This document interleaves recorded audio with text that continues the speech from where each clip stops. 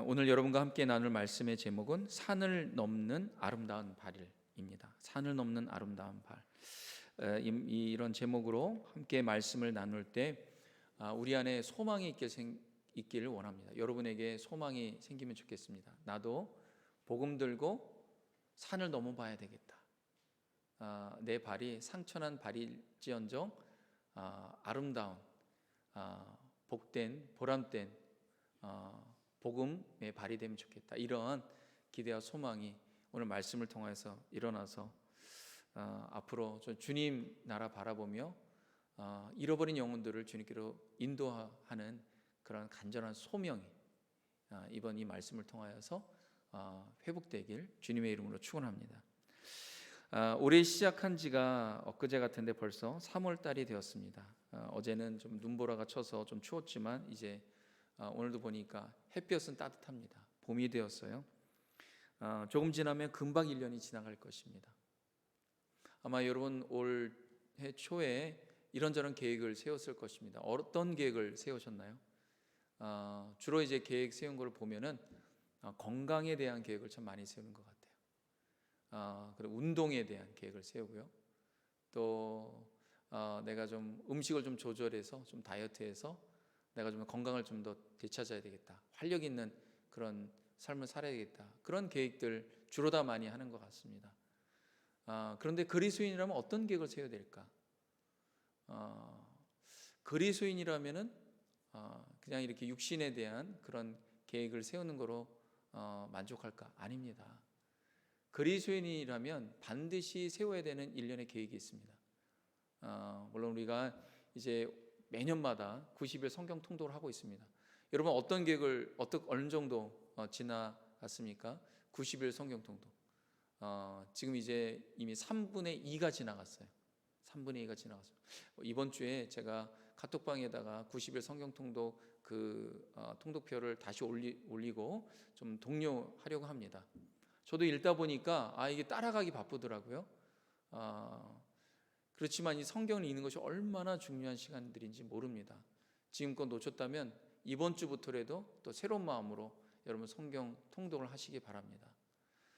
그런데 그런 거 외에 꼭 들어가야 되는 계획이 있어요. 그게 뭐냐면 영혼을 위해서 기도하는 그런 계획입니다. 그리고 영혼을 주님께로 인도하는 계획이에요. 이 계획이 얼마나 중요한지 모릅니다. 1년에 반드시 들어가야 되는 계획이에요. 근데 많은 그리스도인들이 교회는 나는 열심히 다니고 나는 예배를 드리지만 영혼 구원에 대한 그러한 계획이 없는 것을 보게 돼요. 교회도 마찬가지예요. 우리끼리는 잘 예배 드리고 우리끼리는 코인회도 누리고 우리끼리는 음식도 먹고 우리끼리는 친교도 하는데 정작 우리가 영혼에 대한 마음이 참 없는 것을 보게 되는데요. 여러분 예수님께서 이 땅에 오신 이유가 뭡니까? 영혼에 대한 마음이 있기 때문에 잃어버린 영혼에 대한 그 마음을 품고 이 땅에 오신 거예요. 그래서 우리와 전혀 상관없는 분인데 우리에게 관심이 너무나 관심 많으셔서 우리를 위해서 이 땅에 오신 건 아닙니까? 심지어 십자가에 죽기까지 하셨어요. 여러분 우리가 이렇게 예배드리는 이 순간 어떻게 예배드립니까? 날 때부터 주님 알아서 예배드리러 왔습니까? 아니에요. 누군가가 우리에게 관심을 갖고 우리를 인도했기 때문에 지금 우리가 이 자리에 와서 예배드린 건 아닙니까? 여러분 우리가 1년 동안의 그 계획 중에요 영혼에 대한 계획이 반드시 있어야 돼요. 앞으로 우리 교회는 영혼에 대한 그 계획을 계속 가질 생각입니다. 예수님께서 부활하시고 이제 승천하시기 전에 40일 동안 하신 게 무엇입니까? 제자들을 만난 이유가 뭡니까? 내가 부활했다라는 거예요. 예수님 부활하신 그 부활의 몸을 보이시면서 너희가 내가 부활하는 것을 알지 못하는 사람들에게 여전히 내가 부활한 이 세상의 그 구원자임을 알지 못하는 내가 이 세상을 다스릴 통치자임을 알지 못하는 사람들에게 가서 어떻게 해요? 전하라는 거예요. 전하라. 알려주라. 너는 내가 부활한 걸 봤으니까.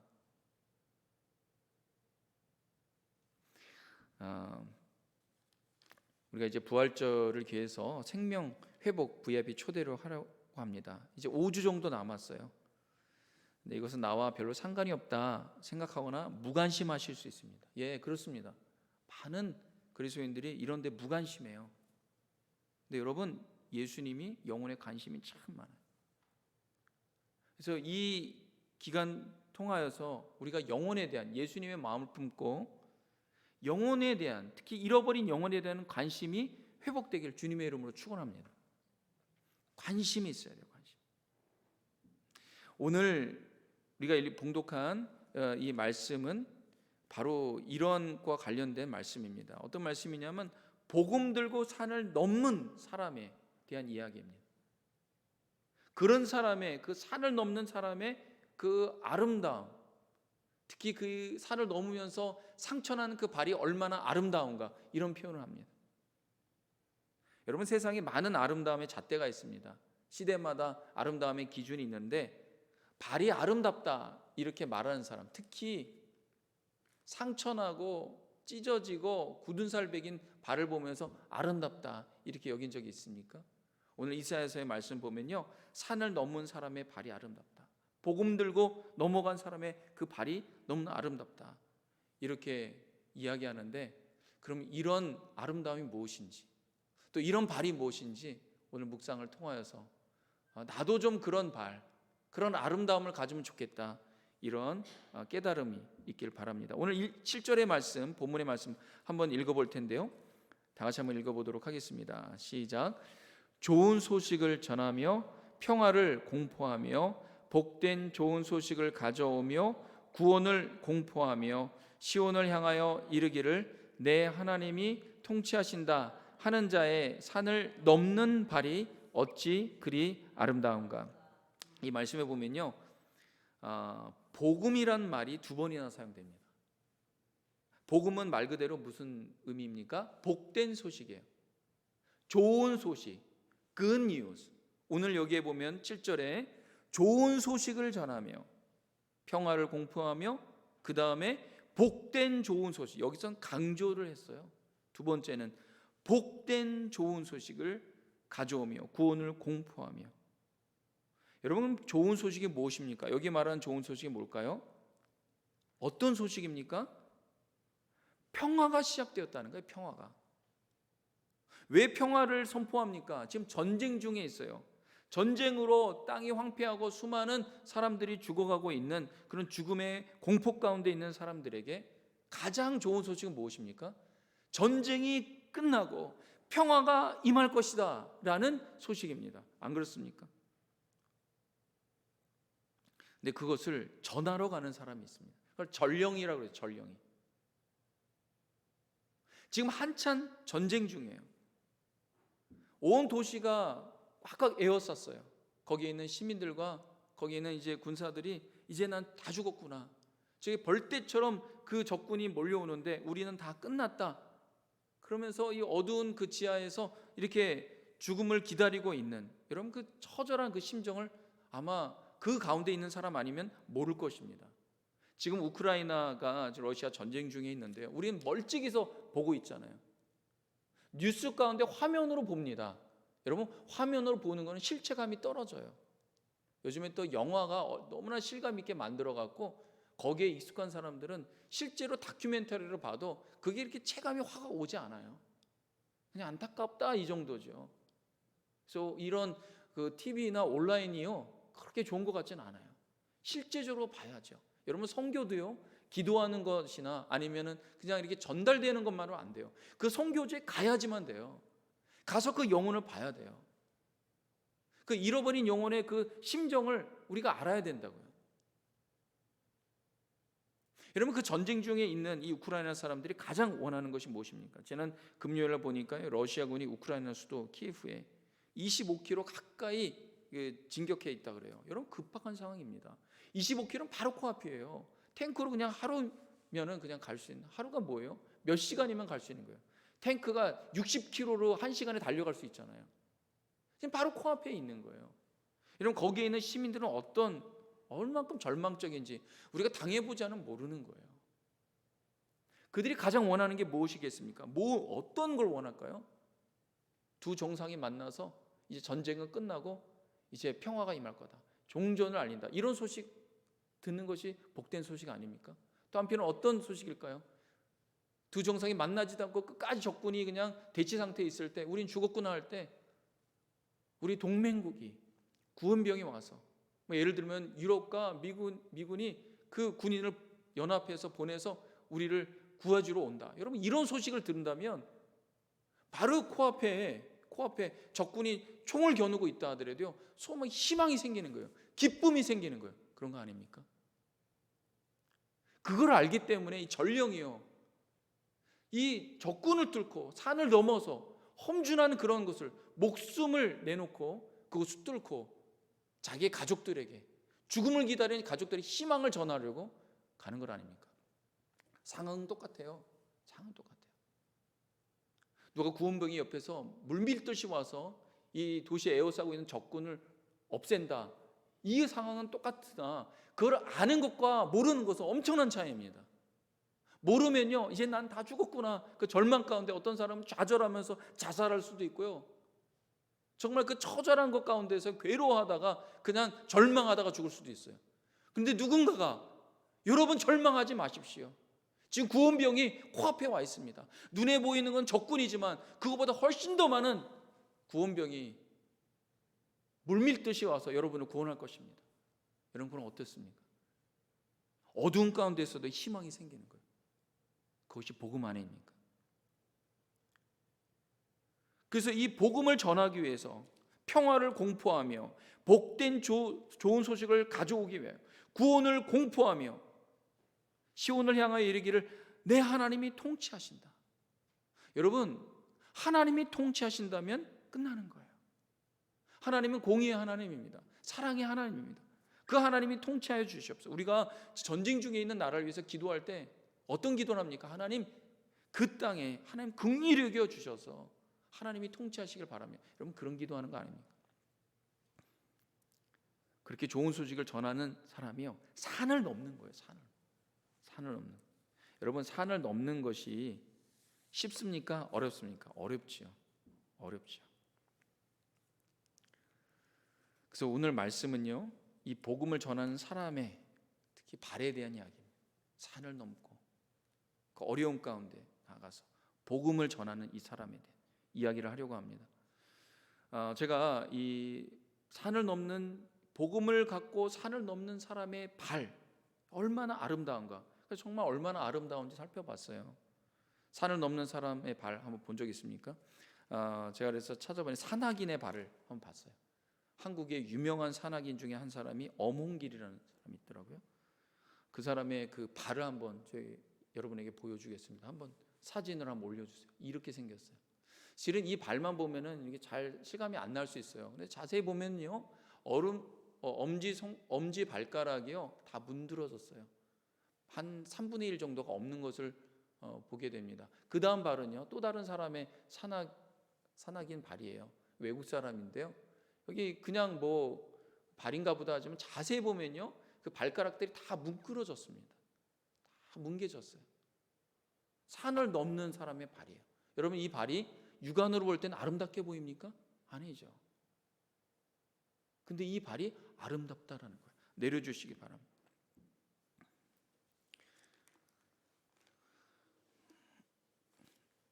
이 어몽길이라는 사람이요 5번 만에 히말라야의 안나푸르나를 1999년에 등반했다고 합니다.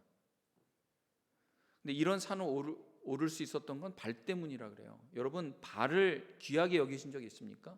주로 우리 신체 중에 어디를 귀하게 여깁니까? 여러분 발은 좀 이렇게 별로 생각하지 않는. 그런데 산을 올라가는 사람은요 발을 그렇게 귀하게 여긴대요. 이 어몽길 이 사람이 뭐라고 얘기하냐면 이 발이 너 주인 잘못 만나서 고생했다. 발 가도 대화한대요. 등반하다가. 그러면서 내 신체에서 가장 중요한 일부여서 고맙다는 거예요. 발에게 고맙다 그러는 거예요. 발에게. 복음을 전하는 자가요 복음을 들고 갈 때 험준한 산들을 넘어가는데 그런 사람의 그 발이 아름답다. 이런 찬양 있지 않습니까? 복음 들고 산을 넘는 자들의 발이 아름답고도 아름답도다. 이런 찬양을 하는데요, 이 찬양이 되게 밝게 찬양하잖아요. 근데 여러분, 산을 넘는 게 그렇게 밝을까요? 아니잖아요. 믿음으로 찬양하는 거죠, 찬양이.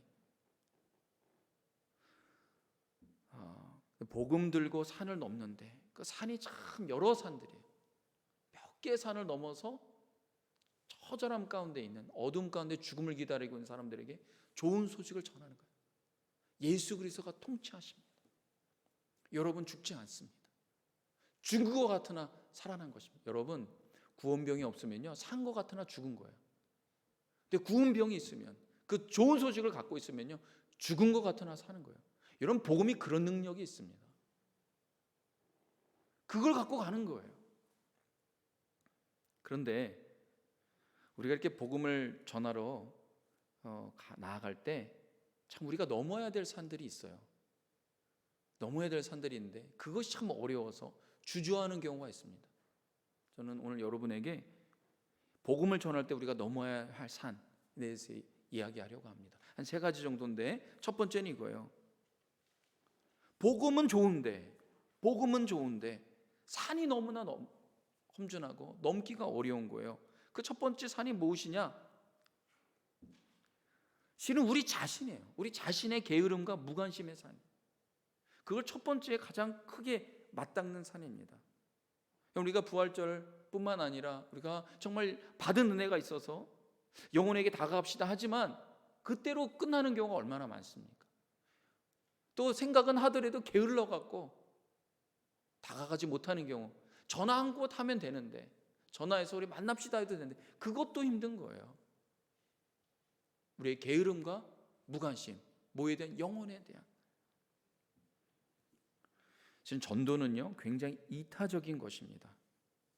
어려운 이유가 우리는 이기적인 마음, 내 중심적인 마음이 있기 때문에 그래요. 이타적인 마음이 들어와야 되는데 사람은 다 이기적인데 어떻게 이타적인 마음이 들어옵니까?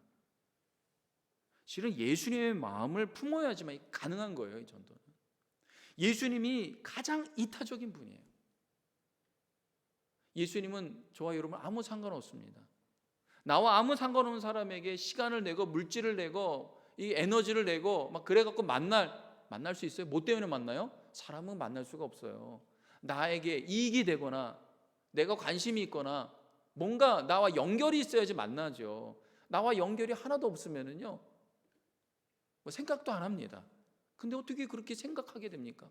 여러분, 선교사들이 나하고는 아무 날 때부터 관심도 없고 뭐 관계도 없는 그런 나라에 가서 어떻게 선교할 수 있습니까?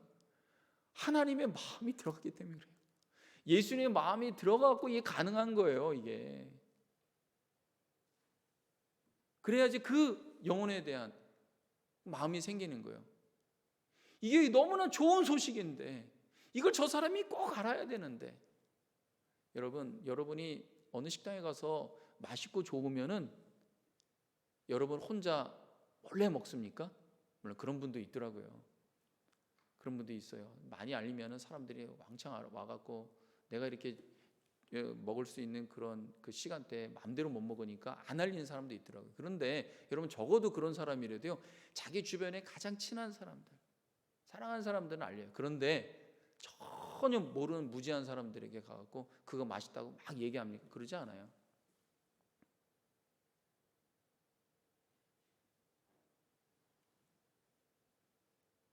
그런데 인간이 그런 마음이 있어요. 굉장히 이기적인 마음이 있어요. 근데 이 이타적인 마음이 들어가려면요, 특별한 마음이 품어져야 돼요. 예수님의 마음이 들어가요. 예수님의 마음. 그래서 우리에게 이 무관심의 산이 얼마나 큰지 모릅니다. 이 무관심의 산을 넘어가려면요, 저는 고민해 보니까 이거밖에 없더라고요. 기도하는 것밖에 없어요. 왜 기도합니까? 기도는 무엇입니까? 기도를 처음에 할 때는요, 우리는 기도할 때 환경 바꿔달라 그래요. 이거 고쳐달라고, 주변에 눈에 보이는 거 고쳐달라고 기도합니다. 그런데요, 기도는요, 환경을 처음에는 그렇게 환경 바꿔달라고 기도하지만요, 기도의 가장 중요한 목적이 뭔지 알아요? 기도의 능력이 내가 바뀌는 거예요. 내가. 예수님도 겟세마네 동산에서요, 십자가가 너무 무거운 짐이니까 하나님 앞에 나아갔습니다. 하나님, 이 잔이 내게 너무 무겁습니다. 그렇게 엄청 땀이 핏방울이대로 기도했는데요. 그 기도의 결론이 뭡니까? 예수님 밖에. 예수님 나의 뜻이 아니라 하나님의 뜻이 되기를 원합니다. 여러분, 우리의 이기적인 마음을 바꿀 수 있는 것은 무엇일까요? 우리가 열심히 한번 노력해 본다고요? 안 돼요. 영혼을 사랑하는 마음을 한번 가져보려고 애를 씁니까? 안 돼요. 예수님의 마음이 들어와야 돼요. 예수님. 나와 아무 관계없는 그 사람을 위해서 시간을 내고 음식을 만들어주고 시간을 내어서 이 사람들 지갑을 열고 이 사람 전화해서 다가가서 복음을 전하고, 여러분 이게 어떻게 가능합니까? 인간은 불가능해요. 예수님만이 가능하세요. 예수님, 그분이 우리를 위해서 그렇게 하셨기 때문에 완전히 끊어진 우리를, 여러분 태어나기 전에 예수님 알았습니까? 태어나서 예수님 알았습니까? 몰랐어요. 아무도. 예수님이 그런 우리에게 찾아오신 거예요. 예수님 마음이, 기도는 잠자고 있는 영혼의 마음을 흔들어 놓습니다. 영혼을 살리러 가는 우리의 육신의 발, 우리 발이 육신의 발이 돼요. 게으르고 무관심한 영적인 발이 돼야 돼요. 기도가 우리를 깨어나게 해요. 우리 발을 움직이게 만듭니다. 두 번째로 참 우리가 넘어야 될 또 산이 있어요. 그 산이 뭐냐면 아무 일도 일어나지 않을 것이라고 생각하는 불신의 산이에요. 이 불신이 얼마나 거대한 산인지 모릅니다. 아마 불신이 에베레스트 산 정도 크기가 되지 않을까 생각해요. 뭐냐면 아무리 내가 기도하고 전도하고 내가 이제는 내가 좀 영혼을 좀 사랑하는 마음을 갖고 좀 누구에게 좀 전해야 되겠다, 뭐 이렇게 생각을 해서 몇 번 기도하고 전했는데 전혀 도통 움직이지 않는 거예요. 아유, 역시 안 돼. 전혀 저 사람은 예수님을 만날 가능성이 없어. 뭐 영혼에 다가가서 뭐 복음을 전한다고, 그들을 사랑으로 섬긴다고 절대로 변화될 일 없어. 부흥은 일어나지 않아. 복음 전에도 소용없어. 하나님 역사 안 하신다. 여러분, 이런 불신이 우리 마음에 어느 순간 탁 들어와요. 생각지도 않지만 그게 은연중에 있는 것을 보게 됩니다. 예수님을 믿는데요, 전적으로 주님을 바라보지 않는 불신앙의 태도가 얼마나 많은지 몰라요. 믿긴 믿어요. 10% 믿고 20% 믿고 30%는 믿어요. 그런데 100% 예수님 믿지 않아요. 주님 말씀 믿지 않습니다. 오늘 말씀의 9절에 보면요, 이사야 선지자의 이 말씀이 참 저는 묵상하면서 굉장히 마음에 다가왔습니다. 9절 한번 다 같이 한번 읽어보도록 하겠습니다. 시작. 너 예루살렘의 황폐한 곳들아, 기쁜 소리를 내어 함께 노래할지어다. 이는 여호와께서 그의 백성을 위로하셨고 예루살렘을 구속하셨습니다. 이 말씀이 어떤 의미인가? 여러분, 실은 이 말씀은요, 문법적으로 맞지 않습니다. 왜냐하면 너 예루살렘의 황폐한 곳들아, 지금 황폐하고 있는, 황폐하고, 그 바벨론이 예루살렘 완전히 부숴서요, 그 예루살렘 그 성전과 도시가 완전히 망가졌어요. 지금 폭탄이 맞아서 우크라이나 도시들이 막 황폐하게 된 것 같은 그런 모습이에요. 근데 그 황폐한 곳들아 뭐라고 얘기하면 슬퍼해라 이렇게 말하잖아요. 기쁜 소리를 내어 함께 노래해라. 여러분, 황폐한 곳을 보면서요, 망가진 불에 탄 집을 보면서 노래하면서 기뻐할 사람 있습니까? 없습니다. 이 현재형이에요. 근데 그 이유가 뭐냐? 이는 여호와께서 그의 백성을 위로하셨고 예루살렘을 구속하셨다, 이렇게 말하는 거예요. 지금 황폐한 곳을 보면서 기쁜 소리로 노래해라, 현재형으로 되어 있어요. 현재 노래하라는 거예요. 이것도 말이 안 되는데, 이건 상황적으로 말이 안 돼요. 지금 도시가 건설되어서 회복된 게 아니잖아요. 황폐해서 주저앉고 불타있는 그 도시를 보면서 어떻게 기쁜 노래를 합니까? 그렇게 하라는 거예요. 근데 그 이유가 뭐냐면 여호와께서 그의 백성을 위로하셨고 예루살렘을 구속하셨다. 과거형으로 해요. 이미 백성을 위로하셨고 이미 구속하셨다는 거예요. 이게 말이 안 되는 게, 지금 황폐해 있는데 무슨 하나님이 백성을 위로하시고 구속하셨다는 거예요. 황폐한 것이 아니라 황폐해졌는데 이제 예루살렘이 다 건설되었으니까 이제 너희가 노래해라, 이렇게 말하는 게 맞죠. 왜? 하나님께서 백성을 구속하셨고 예루살렘 다시 회복시켜 주셨으니까. 근데 그게 아니잖아요. 황폐해 있는 상태에 있는데. 그러면 어떻게 얘기해야 됩니까? 앞으로 하나님이 백성을 위로하실 것이고 이 예루살렘을 다시 건설하실 것이다, 구속하실 것이다, 그렇게 미래형으로 말해야 되는 게 맞지 않습니까? 근데 이사야 선생님이 그렇게 고백하지 않습니다. 여러분, 이 예언은요 믿음으로 바라보는 거예요. 예언은 미래형이 아니라 과거형인 경우가 굉장히 많아요. 왜? 하나님이 이미 이루신, 앞으로 하나님이 이루실 건데 그걸 100% 믿는 거예요. 믿음으로 바라보는 거예요. 하나님이 앞으로 이루실 것이니까, 확실히 이루실 것이니까 내가 지금 그걸 확신하며 이미 회복한 예루살렘을 바라보고 있습니다. 이사야는 이미 회복한, 불타있는 그런 예루살렘에서 이미 회복한 예루살렘을 보고 있는 거예요. 이게 믿음입니다. 여러분, 믿음은 미래에 있을 일을 지금 현재 바라보는 거예요. 눈으로 지금 되어진 것을 보는 것이 아니라 환경을 보는 것이 아니에요. 믿음은 바라는 것들의 실상이에요. 보지 못하는 것들의 증거잖아요. 지금 보이지 않지만 하나님이 말씀 가운데 약속하신 것을 반드시 이루신다. 그걸 믿음의 눈으로 바라볼 때요, 겉을 보는 것이 아니라 이미 일하신 하나님의 역사를 보면서 회복한 것을 바라보면서 찬양하는 거예요. 지금 이사야가 그런 거 아닙니까? 전적으로 믿는 거예요. 전적으로 믿는 거예요. 불신과 부정, 이게 얼마나 우리를 복음 전하지 못하게 하고 믿음으로 나아가지 못하게 하는, 하나님의 역사함을 보지 못하게 하는지, 이런 불신과 부정 예수 그리스도의 이름으로 떠나보내시길 주님의 이름으로 축원합니다. 여러분, 전도가 한 영혼을 살린다, 하나님께서 분명히 말씀하셨어요. 고린도전서 1장 21절에 있는 말씀 다 같이 한번 보겠습니다. 시작. 하나님의 지혜에 있어서는 이 세상이 자기 지혜로 하나님을 알지 못하므로 하나님께서 전도에 미련한 것으로 믿는 자들을 구원하시기를 기뻐하셨도다. 아멘. 여러분, 세상에 있는 사람들 그대로 놔둬 보십시오. 하나님의 지혜에 도달할 수 있는 거 절대로 못합니다. 그걸 알고 있는 사람이 전하는 거예요. 그 예수님이 오신 거 아닙니까? 예수님이 오셔서, 그분이 오셔서 우리에게 복음 전해 주신 거 아니에요? 그래서 2000년 동안 우리 가운데 온 거예요.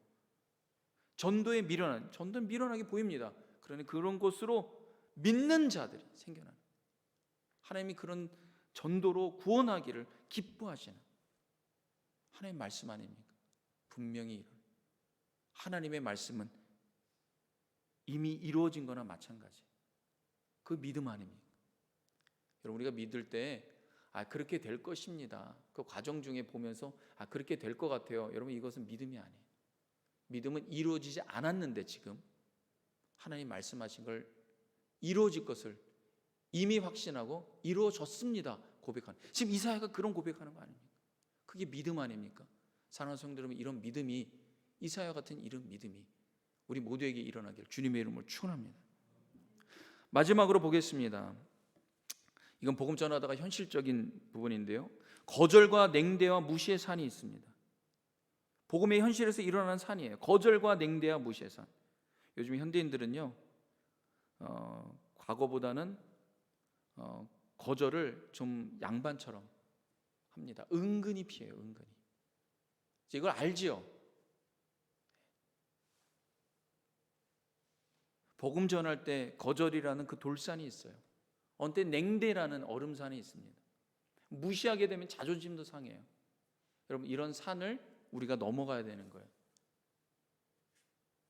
예수님께서도 십자가에 죽으실 때요, 그냥 돌아가시지 않았어요. 무시와 냉대와 거절과 조롱과 그 부끄러움을 다 참으셨어요. 우리가 복음 전할 때 그 정도는 아니에요. 근데 우리가 예수님의 은혜가 있으면요, 이러한 산들이 일어날 때요, 이걸 넘어가는 그런 능력이 우리 가운데 일어나는 것을 보게 됩니다. 바울이요, 1차 선교 여행에서 바나바와 마가와 함께 떠났습니다. 처음에 이 바울 일행이 선교한 것은 구브로라는 섬이었어요. 거기서는 이 섬이기 때문에 선교 사역을 너무나 편하게 잘했습니다. 근데 그 다음에 이제 이 섬에서 배를 타고 나가서 버가라는 곳에 이제 항구에 도착하여서 이제 어디로 가려고 하냐면 BCD 안디옥이라는 곳을 가려고 하는데, 거기로 가려고 하니까 해발 3,000m나 되는 타우루스 산맥을 넘어가야 되는 거예요. 여러분, 해발 3,000m 정도 되는 그런 산에 올라가 보신 적 있습니까? 저는 그 정도는 아니더라도 그 비슷한 곳에 갔는데요, 숨이 턱턱 막힙니다. 제가 페루에 그 안데스 산맥에 이제 갈 때요, 그쪽 이제 산에 올라가는데 냐우닐리아라는 그런 곳입니다. 그곳에 올라가는데요, 해발 뭐 한 2,500 정도 되는 그런 곳인 것 같아요. 근데 그곳에 이제 올라가는데요, 숨이 턱턱 막히는 거예요. 같이 간 일행 중에요, 반 정도가요 하루 종일 누워 있었어요. 이 바울 일행이 그 타우루스를 산을 넘어갈 때요, 마가도 갔는데 젊은 마가가 거기서 뒤돌아섰습니다. 다시 예루살렘으로 빠꾸했어요. 돌아갔습니다. 왜 마가가 돌아간지 모르지만 이렇게 큰 산, 험준한 산을 넘어서 그것까지 가서 복음을 전해야 되냐, 이런 생각이 들었을 거예요. 여러 가지가 있겠지만 복음 전하는데 이 정도까지 내가 감당해야 돼? 이 정도까지 내가 이걸 넘어가야 돼? 여러분, 근데 그 산을 넘어가게 될 경우에 놀라운 일들이 일어나요.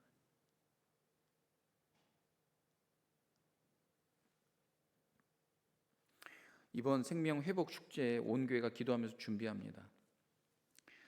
정말 이 한 달 정도 남은 이 기간 가운데 우리가 집중하려고 합니다. 여러분, 생명이 태어나려면 상고의 고통이 있어야 돼요. No cross, no crown이라는 게 있어요. 십자가가 없으면 영광도 없다는 거예요. 면류관이 없어요.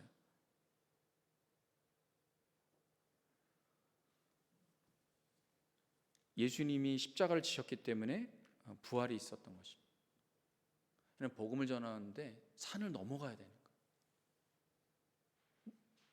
목사님, 이 정도 산은 좀 어려울 것 같습니다. 우리가 보통 복음 전할 때 동산 정도로 가려고 그래요. 근데 때로는요, 험준한 산을 넘어가야 될 때가 있어요.